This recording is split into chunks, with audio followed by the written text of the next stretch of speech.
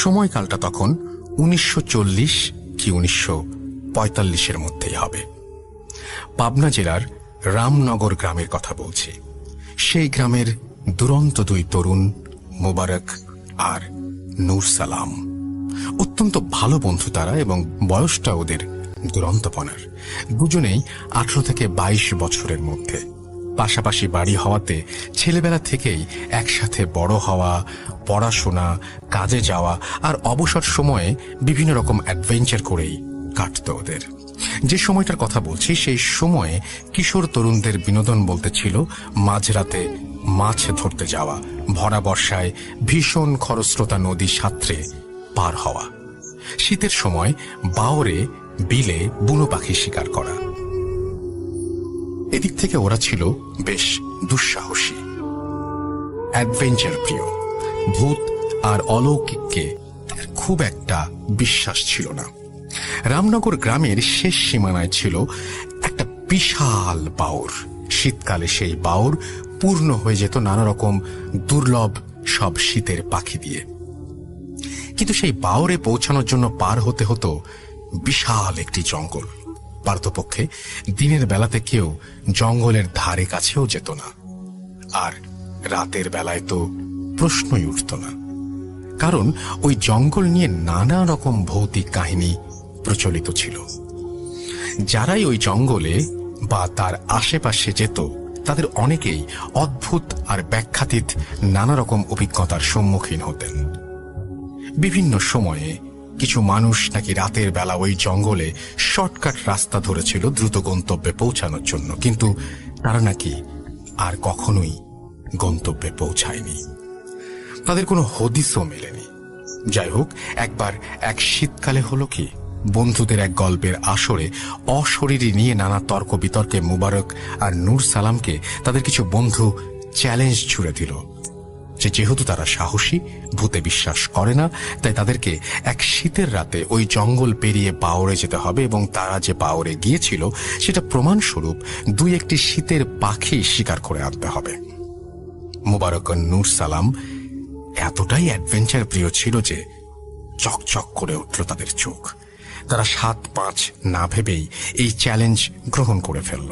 তারা আসলে রাতের বেলা ওই জঙ্গলে যেতে হবে এটা নিয়ে খুব একটা চিন্তিত ছিল না, কারণ আদতে তারা অলৌকিককে বিশ্বাসই করত না। যাই হোক, দুই বন্ধু খুব দ্রুত প্ল্যান করল যে রাতের আধারেই, অর্থাৎ রাতে রাতেই তারা বাওরে যাবে। বাসার বড়রা যদি জানতে পারে এই প্ল্যানের কথা, তাহলে তাদের কখনোই যাওয়া হবে না। তাই দুজন ঠিক করলো গভীর রাতে যখন সবাই ঘুমিয়ে পড়বে তখন ওরা দুজন বের হবে। যেই কথা সেই কাজ। নির্ধারিত রাতে সবাই ঘুমিয়ে যাবার পর মুবারক ও নূর সালাম বেরিয়ে পড়ল। রাত আনুমানিক 12টা হবে। ভয়াবহ রকম শীত পড়েছে সেই রাতে। তাপমাত্রা হয়তো 10 ডিগ্রিরও নিচে নেমে গেছে। ভয়ঙ্কর শীতে হু হু করে কাঁপতে কাঁপতে ওরা জঙ্গলের কাছে পৌঁছে গেল। ওদের সাথে পাখি ধরার ফাঁদ আর পুরনো আমলের একটি শটগান আর স্বল্প আলোর একটি টর্চ লাইট। শীতের পরিষ্কার আকাশে ঝলমলে জ্যোৎস্না, কিন্তু এত বেশি ঘন কুয়াশা যে 2 হাত দূরের জিনিসও ভালো মতো ঠাহর করা যায় না। কনকনে শীতের রাতে ঝকঝকে চাঁদের আলো আর ঘন কুয়াশার সাদা চাদর ভয়ানক অদ্ভুতুরে এক দৃশ্যপট তৈরি করল। ওরা দুজন জড়সড় হয়ে কাঁপতে কাঁপতে গ্রামের বড় রাস্তা থেকে নেমে মাটির রাস্তা ধরে জঙ্গলের গভীরে প্রবেশ করল। এইবার কিন্তু ঘন গাছের আড়ালে চাঁদে ঢাকা পড়ে গেল। ওরা টর্চ আর মৃদু আলোয় সামনে এগোতে থাকলো। হঠাৎ নূর সালাম দাঁড়িয়ে গেল। মুবারক ওর দিকে প্রশ্নসূচক দৃষ্টিতে তাকালে নূর সালাম বলে উঠল, আমরা ছাড়া এখানে আরো কেউ আছে আমি নিশ্চিত।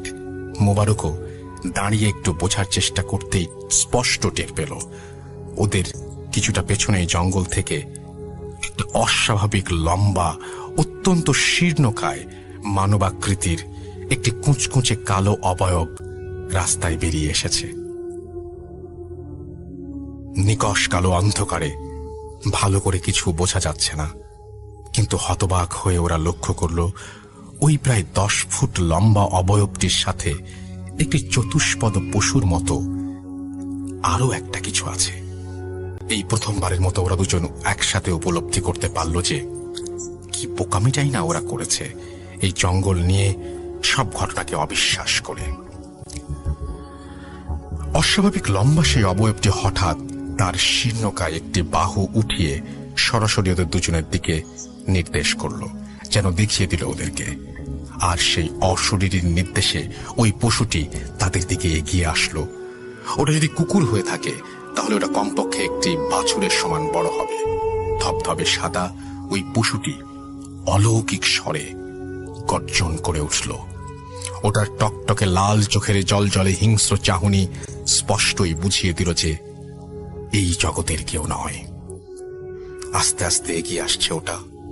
ভয়াবহ আতঙ্কে নূর সালাম ও মুবারক আবিষ্কার করল ওরকম পশু একটা নয়, আরো আরো অনেক অনেক অনেক পশু বের হয়ে আসছে বনের ভেতর থেকে। চারিদিক থেকে ঘিরে ফেলেছে ওদেরকে অন্য জগতের ধবল সাপদগুলো। একযোগে আর্তনাদ করে উঠল ওগুলো একত্রে। প্রচন্ড ভয়ে থরথর করে কাঁপছে দুজন।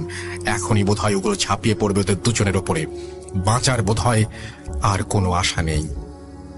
ওদের এই ভয়াবহ আতঙ্ক দেখে হঠাৎ তীব্র জান্তব ও পাশবিক স্বরে হেসে উঠল পিছনে দাঁড়িয়ে থাকা সেই কালো শীর্ণকায় মূর্তিটি, যেটা খুব মজা পেয়েছে ওদের আসন্ন মৃত্যু আতঙ্ক দেখে। এইবার শেষ চেষ্টা হিসাবে মুবারক নূর সালামের হাত ধরে টান দিয়ে প্রাণপণে ছুটতে লাগলো। ঊর্ধ্বশ্বাসে দুজন ছুটছে, আর যত দোয়া কালাম জানা আছে সব পড়ছে। বুঝতে পারছে পেছনে ছুটে আসছে ওই জিনিসগুলো। চারিদিক থেকে যখন ওদের সম্পূর্ণ ঘিরে ফেলেছে সাপদগুলো, আর কোনো রাস্তা নেই, তখন হঠাৎ ওরা দেখল জঙ্গলের মধ্যে বিরাট এক অশ্বত্থ গাছ, এবং তার ঠিক নিচেই একটা বিশাল কুয়া। আর সেই কুয়ার নিচ থেকে বিচ্ছুরিত হচ্ছে মৃদু একটি আলোক রশ্মি। ওরা আর কোনো উপায় না পেয়ে দেরি না করে প্রাণ বাঁচাতে কুয়ার গায়ে বাঁধানো ইট বেয়ে তরতর করে নিচে নেমে গেল। কুয়ার পাশে মাটিতে পড়ে রইল ওদের শটগান, টর্চ আর পাখি ধরার ফাঁদ। শীতেও দরদর করে ঘেমে উঠল দুজন। কুয়ার একদম নিচে মাটিতে পৌঁছাতে ওরা অবাক হয়ে খেয়াল করল কুয়ার দেয়াল থেকে একটা সুড়ঙ্গ চলে গেছে মাটির নিচ দিয়ে। আলোটা ওই সুড়ঙ্গ দিয়ে আসছে। ওরা কি করবে বুঝতে না পেরে সুড়ঙ্গ বরাবর এগোতে থাকলো। জাস্ট একটা বাঁক ঘুরতেই ওরা দেখল একটা ছোট্ট গুহার মতো জায়গা। আরো বিস্ময় অপেক্ষা করছিল ওদের জন্য।